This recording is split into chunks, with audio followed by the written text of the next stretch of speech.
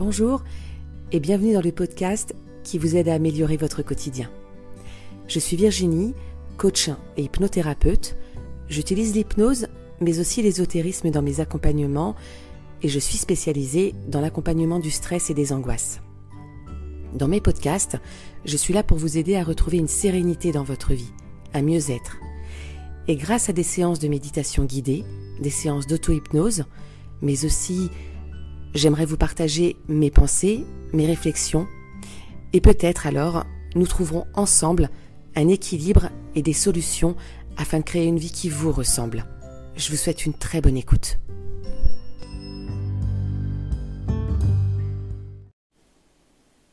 Bonjour à tous, on se retrouve aujourd'hui pour un tout nouvel épisode du podcast Esprit Libre. On va parler d'un sujet sensible qui est un petit peu quand même à la mode en ce moment parce qu'on l'entend souvent, partout et parfois un peu n'importe comment. Donc on va essayer aujourd'hui de clarifier les choses. Je suis accompagnée de mon amie Emma qui est aussi journaliste, mais aujourd'hui on va être plus en mode copine et on va essayer de décortiquer ce sujet avec vous. On va parler des pervers narcissiques. Alors je sais, ça peut prêter à confusion, ça peut prêter à sourire, parce que c'est un petit peu à la mode en ce moment, c'est devenu un petit peu un terme galvaudé. Mais on va voir au cours de notre discussion et de nos différentes analyses et expériences aussi, ce qu'on peut en retirer. Et en fait, cette discussion avec Emma, elle est venue parce que j'ai partagé sur les réseaux sociaux un texte concernant les énergies et notamment les personnes qui pouvaient potentiellement être toxiques, mais là je parlais des personnes qui étaient toxiques sans le savoir et sans le vouloir. Et donc comment on peut se protéger et comment on a notre responsabilité qui se joue à cet endroit-là. Et donc aujourd'hui avec Emma, on va essayer de voir ça avec vous. Emma, comment tu vas ? Ça va très bien et toi ? Moi je vais très bien. Déjà. Alors justement, tu le disais un peu tout à l'heure, le terme de pervers narcissique est un peu utilisé à toutes les sauces aujourd'hui. Mais comment toi tu le définis ? Alors, pour moi, un pervers narcissique, c'est comme un sociopathe ou un psychopathe. C'est une pathologie. Donc c'est pas quelque chose, c'est pas un comportement qu'on peut modifier ou qu'on peut travailler ou améliorer ou qu'on peut changer. Pour moi, c'est pathologique. Donc en fait, un pervers narcissique, il ne changera jamais. Son cerveau est construit comme ça. Et il y a, on va dire, deux écoles. Il y a ceux qui pensent, il y a certains médecins, certains psychologues qui pensent qu'on est comme ça, qu'on a développé notre personnalité comme ça.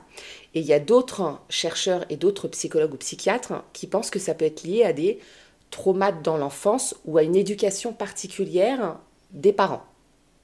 Donc on peut avoir l'enfant roi qui a été complètement choyé, à qui on a tout permis et qui a vraiment été éduqué comme le roi de la maison, à qui on doit tout, et donc à l'âge adulte qui ne rentre pas dans les codes et dans les critères de la société et de la vie en commun. Ou à l'inverse, un enfant qui a été complètement délaissé et qui a besoin par la suite, du coup, de se construire une personnalité pour pouvoir exister. Et dans quel milieu on peut les retrouver, ces personnes-là ? Dans tous les milieux.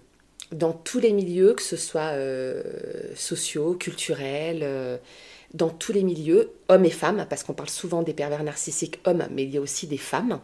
Donc on en retrouve dans tous les milieux et généralement le pervers narcissique, contrairement à ce qu'on pense, ça commence assez tôt, ça peut se développer dès l'adolescence. Les premières manipulations peuvent apparaître dès l'adolescence.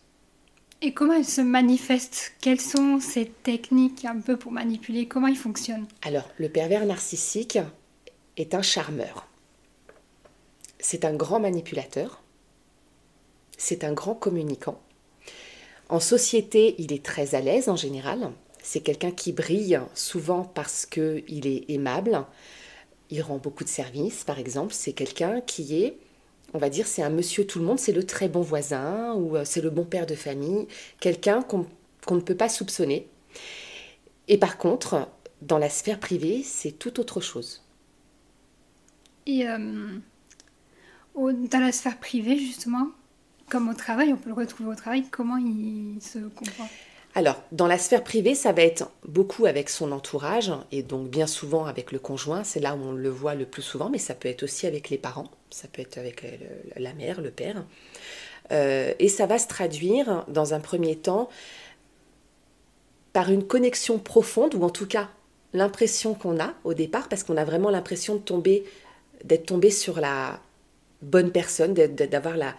Mais elle est exceptionnelle, cette personne, c'est vraiment une personne merveilleuse, il est parfait, il n'a pas de défaut, parce qu'en fait, le pervers narcissique, il va se coller au plus près de votre personnalité. D'ailleurs, la plupart du temps, le pervers narcissique va choisir, donc on peut parler de proie, va choisir des personnes, des proies, qui vont lui apporter finalement tout ce que lui n'est pas. Donc, il va chercher à briller à travers les personnes qu'il côtoie. Alors justement, comment il les choisit, ces proies? Est-ce qu'il y a un type de profil particulier? Alors, on peut retrouver la plupart du temps des personnes très sensibles, sensibles aux autres, sensibles à la vie, des empathes, mais des personnes également qui font preuve de beaucoup de caractère. On peut avoir des gens qui ont un très fort caractère dans le domaine professionnel, par exemple, où on se dit, mais comment c'est possible que cette personne-là, elle ait pu se faire avoir autant, ou qu'elle ait pu se plier autant à certaines exigences de son partenaire, ou peu importe, hein, ou de son patron, ou du pervers narcissique qu'elle côtoie. Souvent, c'est des personnes qui sont solaires, qui brillent, qui ont une vie justement qui est très cadrée, équilibrée, parce que le pervers narcissique n'a pas cet équilibre, n'a pas cette lumière en lui. Est-ce que peut-être pour éclairer un peu les personnes qui écoutent, est-ce que tu as des exemples de situations concrètes que tu as vécues ou des personnes de ton... Oui. Alors, j'ai dans mon entourage... Bon, je ne vais pas forcément parler des personnes de mon entourage, je vais plus parler en règle générale, même dans mes accompagnements, des personnes que je peux rencontrer, le profil type. Moi, c'est beaucoup de l'ordre du couple. Et dans mon cas, c'est plutôt des femmes qui ont eu affaire... Quoique je connais un homme qui a eu affaire à une pervers narcissique, mais la plupart du temps, c'est des femmes. Et au départ, c'est ça, c'est le partenaire idéal qui se rend indispensable, en fait, au départ, dans la vie de ces femmes-là. Donc, il se rend indispensable. Il est charmant sous tout point de vue. Et puis, petit à petit, commence à avoir les premières diminutions. C'est-à-dire que ça va être des critiques, mais c'est du passif-agressif. Donc ça peut être par exemple ah bah t'as mis ce chemisier là aujourd'hui, ah bah je préfère l'autre, il te va mieux, cette couleur là elle te fait pas un beau teint. Donc on pourrait penser qu'au premier abord c'est anodin et que c'est pas grave, sauf que ça vient quand même être une première critique. Bah t'es pas très jolie aujourd'hui, finalement t'es pas très belle. Et ça commence un petit peu comme ça, et puis généralement, quand on va pas dans leur sens, quand on n'est pas d'accord avec eux, quand ils ont programmé quelque chose et puis que on va oser émettre quelque chose qui va à contresens de ce qu'ils pensent, ils vont chercher à rabaisser. C'est-à-dire que c'est pas lui qui ne va pas être à la hauteur, c'est l'autre en face qui a forcément tort. Donc il va vouloir prouver par tous les moyens que ce que tu penses ou ton raisonnement, c'est pas le bon, puis limite t'es bête quoi, de penser ça. Et t'as dit tout à l'heure, on peut retrouver ce type de personnage aussi dans le milieu professionnel. Et dans le milieu professionnel, on a beaucoup de patrons qui ont cette disposition, alors de patrons, de dirigeants ou de collègues, mais souvent chez les patrons. Pourquoi? Parce que le pervers narcissique, comme il a cette faculté à s'adapter un peu comme un caméléon et à prendre et avoir le leadership comme ça, donc c'est souvent des patrons. Et effectivement, le patron, pour mieux régner au sein de son entreprise, va diviser un peu l'équipe et va se rapprocher de certains éléments de son équipe pour pouvoir en diminuer d'autres. Et il va mettre sous sa coupe quelqu'un qui va lui rendre service sur un domaine en particulier, et pour être sûr que cette personne-là, elle ne lui échappe pas, et qu'il puisse avoir le contrôle comme ça sur son équipe ou sur cette personne-là, il va mettre en place des petits stratagèmes. Donc c'est souvent de souffler le chaud et le froid. Donc à un moment donné, il va être très proche de son collègue, il va l'inviter à manger, ils vont avoir des déjeuners, et puis du coup le collègue va se sentir très proche de son patron. Puis le lendemain, il va à peine lui adresser la parole, il va à peine lui faire un sourire, et il va être très proche d'un autre collègue, pour créer comme une espèce, un peu comme des enfants qui se disputent l'amour d'un parent, quoi. Tu vois, sauf que là, c'est un jeu qui est très malsain, parce que c'est vraiment divisé pour mieux régner, et puis de mettre sous sa coupe l'employé qui va lui servir le plus à un endroit bien stratégique. Donc ça peut être comme ça, le tour de la table ou le tour des chaises, comme ça, tous les jours, avec les gens qu'il veut mettre sous sa coupe. Et comment on peut se protéger face à ce type de comportement? Ça peut prendre un peu de temps parce que déjà on le détecte pas tout de suite. Déjà au sein du couple c'est très insidieux et on ne le remarque pas tout de suite. Donc dans le travail encore moins parce qu'on ne vit pas avec la personne. Donc on peut se poser la question, surtout au travail, qu'est-ce que j'ai pas fait de bien? Qu'est-ce que je fais de travers? Est-ce que c'est moi? Est-ce que j'ai un problème relationnel avec les collègues? Donc on peut se poser la question, ça peut être très long à en prendre connaissance. Mais une fois qu'on a repéré que finalement sur son travail, on est plutôt compétent dans ce qu'on fait, qu'avec les autres collègues on s'entend bien et que on a tendance à se sentir mal à l'aise, qu'on marche sur des œufs, qu'un jour on se dit c'est fou, hier il était super avenant avec moi et aujourd'hui il est super froid et que a priori il n'y a rien dans son comportement, de sa vie privée qui pourrait laisser à penser que voilà ça joue sur son humeur. Là on peut commencer à se poser des questions, à se dire j'ai peut-être, alors si c'est pas un pervers narcissique, affaire à un manipulateur, plus ou moins. Et donc là c'est de mettre en distance, et là moi je vais parler d'émotion, c'est-à-dire que quand on va voir la technique de manipulation arriver, quelque part, c'est presque de jouer le jeu. Donc, c'est-à-dire, écoute, aujourd'hui, tu veux m'inviter au restaurant et faire comme si on était les meilleurs amis du monde? Ok, on va faire ça. Demain, tu m'adresses pas la parole, je sais que ça vient pas de moi, le problème. Je sais que le problème, il vient de toi. Donc, en fait, je te laisse le bébé, je te laisse le problème, et moi, je vais faire ma journée comme si de rien n'était, puisque de toute façon, avec mes autres collègues, ça se passe plus ou moins bien. En fait, c'est de se retirer cette responsabilité, parce que de toute façon, on n'est pas responsable.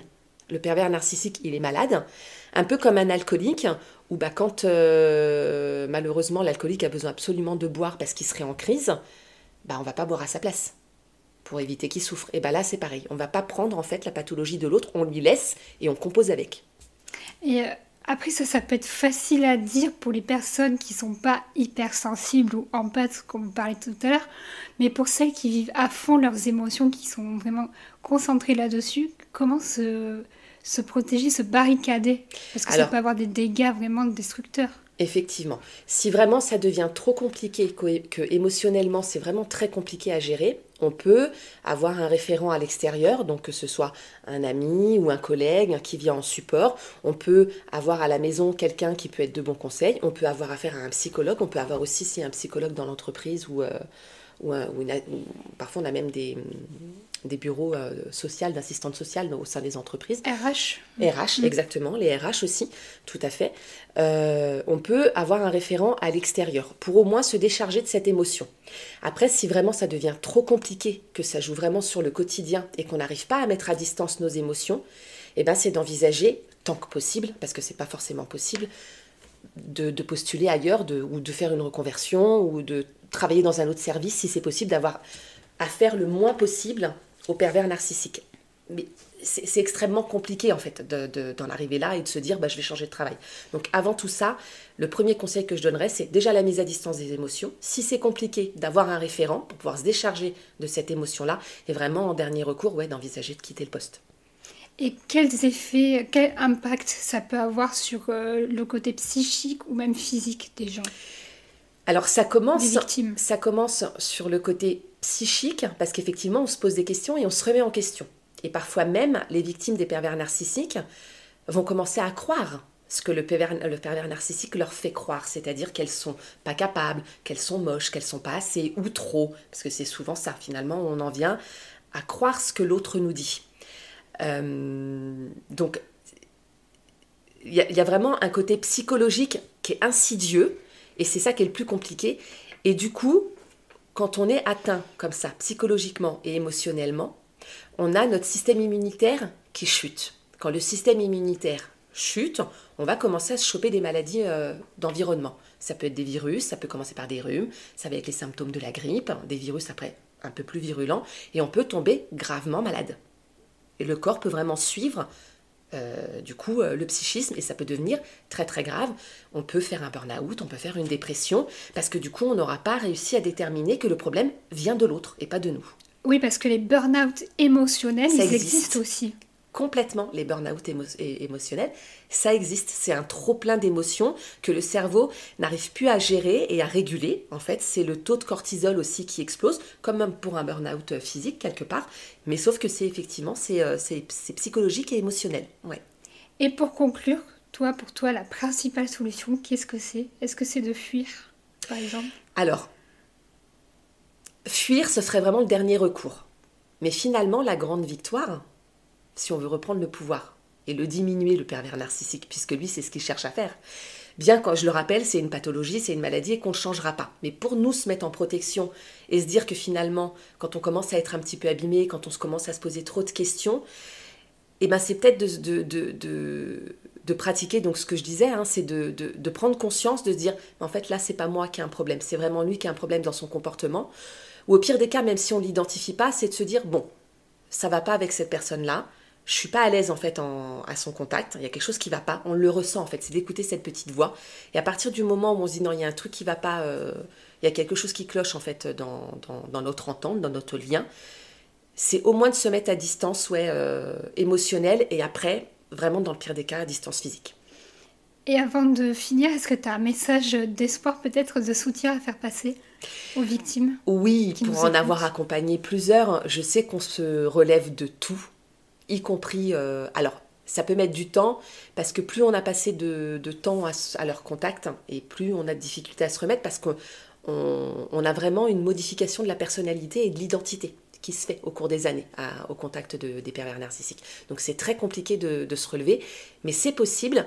Et en plus, alors, tu me parlais de cadeaux ou de beaux messages, c'est que quand on se rend compte qu'on n'est pas responsable, que finalement, c'était pas nous le problème, mais que c'était l'autre, eh ben, on a tendance à retrouver une espèce de force et de se dire, mais waouh, en fait, je suis quelqu'un d'extraordinaire, puisque malgré tout, je suis encore là, je suis vaillante, il n'a pas réussi à m'éteindre.